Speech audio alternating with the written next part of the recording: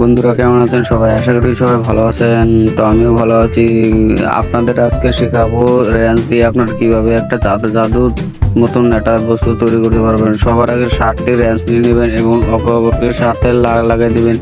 তারপরে তার সাথে আপনি একটা বোতল লাগাই দিবেন। এইভাবে আমি যেভাবে লাগাচ্ছি এইভাবে লাগাবেন। তারপরে আপনারা ঠিক আরো 3-4টা রেঞ্জ নিয়ে নেবেন। রেঞ্জ নেওয়ার পরে আপনাদের ফ্রেন্ডকে একজনকে ধরতে বলবেন। তারপরে ওই রেঞ্জগুলো লাগিয়ে নেবেন, সেম ভাবে লাগিয়ে নেবেন। লাগানোর পরে জাদুগুলো হয়ে গেল।